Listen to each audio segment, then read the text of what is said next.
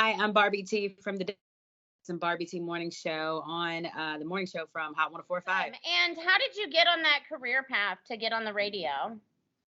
Honestly, well, I went to school for mass communications and theater, and right after college, after a few jobs, I got into radio by working with the promotions team. Basically being on the street team and just working my way up, and here I am.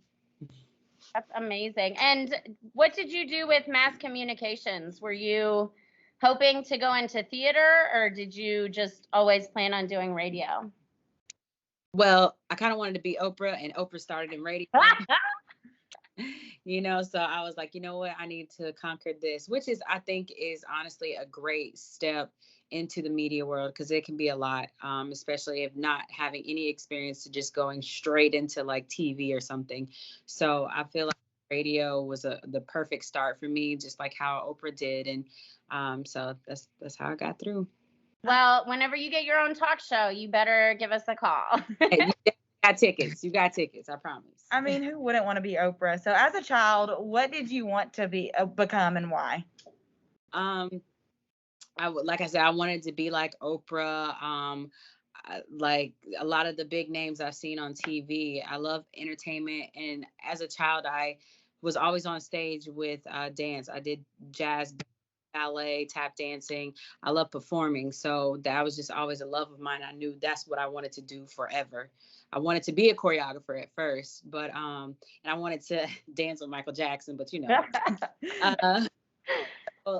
like I just knew whatever I did, I had to be in the arts some kind of way. Do you still want to dance now? Yeah, I would love it. Maybe Beyonce, you know what I'm saying? It's so funny because I actually know someone that has danced with her at Coachella. So I was like, yo, you got to teach me the routine so I can come into the next tryout. Yeah, sure. That's my daughter's kind of heroine. I don't know if you've seen that Beyonce book. It's like a kid's book now, and it's got like illustrations. Mm-hmm. My daughter came and she said, Mama, they've illustrated me on a book. And I'm like, well, baby, I'm not going to tell you that's not you, but. It is. It's her. Oh, yes, 100%. She's going to have her own book, and that one is just getting ready. What is the greatest adversity that you feel you faced in your life? Oh, man, the greatest adversity? Oh, wait, I didn't think about this question. The greatest adversity. I would say, honestly, winning. So I don't know if you guys know this. So the show is syndicated. I'm out of Greenville, South Carolina. And I think one of my greatest adversities career-wise is winning the hearts of the people of my audience, because they're not used to seeing someone that looks like me, talks like me, acts like me from here on this huge platform.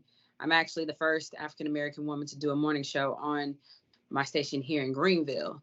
And I think it might be the same for Hot 104.5. I'm not really sure, but that's a huge first. And this area is a predominantly white area, and it's very conservative, and that's totally opposite of me. So it's just been like, all right, I hope you're here. But they love me, and everybody, it's all love.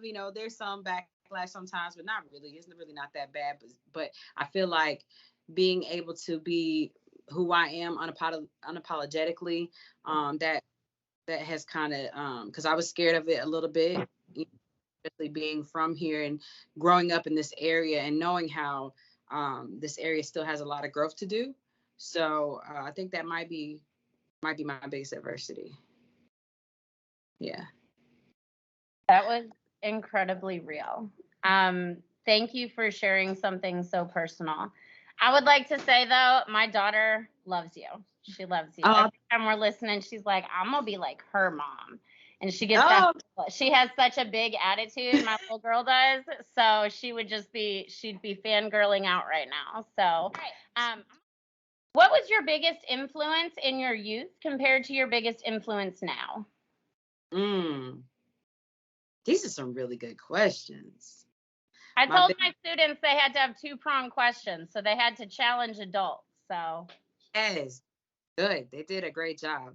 So my biggest influence back when I was a kid, I would honestly say, this is so corny, but as a kid, Barney, the show Barney, wanted to be on that show so bad. And it was just all good things. You know, Barney's just talking about how you just have to love so many people and like everybody, no matter what they look like. One thing I love about Barney, it was very diverse. You know what I'm saying? And that's how my group of friends are. Like everyone around me is different, you know, and I love that. And now, I would say, it's so many people, and I just don't want to say the wrong thing. I'll say Beyonce. I don't. Hey, she's an icon. Yeah, and I say that because, and it's not just, it's beyond the music. It's her presence. It's her work ethic. It's how she represents herself and her brand, and how she works so hard, and she's very serious about her craft, and how she also influences other people to be themselves. You know what I mean? And love everything around you that's different, and attract, and like I was talking to one other friend not too long ago, and I was like, you gotta seek different things in life. Like you have to. I don't want to be that person that's just only around one group of people. You know what I mean? I want to experience different cultures. I want to have different people around me so I can keep an open mind. And if not, then you get closed off, and you've that's how you offend people without even knowing it. You know what I'm saying? Or whatever. And we've all done it, not meaning to, but that's one thing that I always remember in my head. And I feel like being a fan of Beyonce, that's kind of how she's played out her career, and that's something that I love about her. So Beyonce. I think the fact that you kind of tied into what we have to teach our kiddos every day, it's just so beautifully stated. Like, we always have to talk about having a fixed mindset versus a growth mindset, and being able to experience things outside of yourself, outside of your comfort zone, and that is the only way that you grow. So I think that's a perfect icon to choose. I would just say that's a wonderful influence. Thank you. All right. So, were there any setbacks that you faced in your career or life that you thought you wouldn't be able to overcome? Setbacks in my career. Honestly, this is my first radio job. Yeah. This is honestly it. Like this is the first job I've ever gotten in radio. Knoxville, I guess, adding on to that, being syndicated is part 2 of it, I guess. But to be real with you, the number one thing that I didn't think I would be able to overcome is that paycheck, man. I like money. And if you know anything about media and radio especially, you have to love what you do. Mm-hmm. So. And that's unfortunate that those people who make the biggest impact on people's lives, they aren't the ones who are raking in all the money, and that's really discouraging. It is. It is very discouraging. And honestly, like, I love what I do. I love my company. They're great. But like when I first started out, I was like, yo, like, so anybody thinking about going into this field, just know, be prepared and and I'm thankful for a wonderful support system. My parents are everything to me. So when I first started out, my mom was like, go for your dreams, do what you got to do, stay home. I don't have any kids or anything like that, so don't be ashamed to stay at home with your parents. If it's a dream and career, they're willing to help you and let you grow, do it. By all means, do it. And I'm so thankful. So you are in radio and things, and a lot of kids don't know that this is an actual job that you can have. So what do you think, what would be your biggest advice to give someone that wants to go into radio? Remember what I said. You gotta love it. Yeah. To be honest, it's been so many. Y'all don't know how many times I wanted to give up and be like, you know what, chuck the deuces, because I could go do something else. But I love it. I absolutely love it. I love connecting with people, and I love, moments like this. But also know that I went to college. I did, and it was a great experience. But I will also have to say is you don't have to go to college, because if you got it, you got it. You know what I'm saying? And it's a lot of people in this field that never walked into a classroom past high school, and they're very successful. So even if you decide to just take the route, like, because honestly, I wish I would have saved the money. I love my college experience. Don't get me wrong. Shout out to Lander University. Amazing school. But had I known better, I would have saved a lot of money. But I will say I'm happy to have had my background in my degree, because I'm flexible. You know what I mean? I can go do other things. But I just want to say, for anybody that may feel like college isn't for them, because it's not for everyone, and it's okay. Like, honestly, you could start your own. If this is what you wanted to do, you could start your own, build it up from there. With the way social platforms are now, you can start your own. And even a lot of, bigger companies are picking up podcasts and different things like that. So you can do it. It's been done. So just stay encouraged and make your own way. Because sometimes, like, even if one door doesn't open for you, just make your own door. You can make your own way and make your own path. You can, honestly, I'm all about manifesting your own life. Everything that I've done, I spoke it. I went for it. Like, a lot of people don't, like, oh, how did you get this job? This is your first radio job? Yeah, because I spoke it. I knew what I want. I saw myself doing it, and I'm doing it. Absolutely. When I started this project, I told my kiddos, I'm like, I'm going to be interviewing movie stars. You just wait. It's going to be happening. I'm going to speak it into fruition, and it is going to happen. And they're all like, oh, Lord, what is she doing now? It's definitely going to the other guy, and he's just thrown in there, and we just went at it. And caught their kids doing this. What do you think it is, Barbie T? Sneaking out. That is not it. Cheating on their homework or something. No. Cheating on their girlfriend or boyfriend. No. Any other guesses? Last minute chore, like not doing their chores on time. Using their credit card without permission. Oh, you little thieves. Kids who have used their parents' credit card without their permission have spent, on average, $500. Oh, no. 46% is a lot. Every once in a while we'll hear these stories and we'll talk about it where, like, a kid has, like, ran up the check on some kind of purchase. Usually it's through their parents' phone or something like that. Or their parents' card on their gaming system. 46%, that's a huge That's number. A lot. I'm not almost part of that. Right. Have you ever done that? No.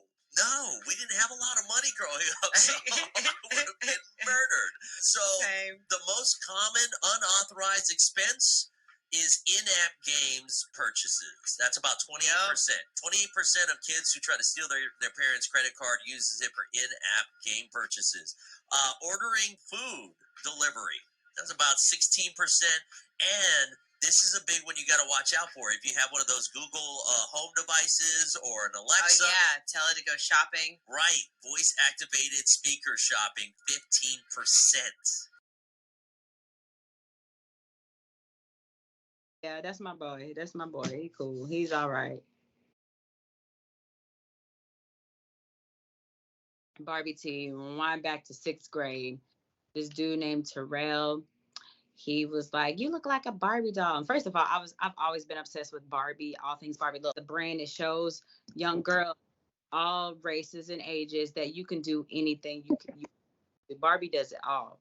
You know what I'm saying? So growing up, I was like, yo, I want to be like that chick. You know what I'm saying? She can do it all, whatever. And so in 6th grade, this dude told me I would look like a little Barbie doll. Okay, fast forward to college. I needed a name. We were in radio class and I needed a name. And me and my friends and roommates, we were all trying to come up with stuff. The first name I came up was Brown Sugar Barbie. I knew I wanted Barbie in there somewhere because she just was able to do everything.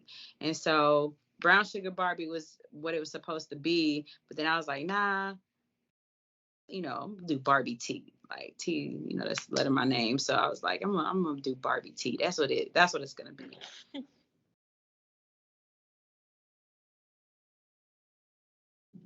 A choreographer. I love to dance. Choreographer.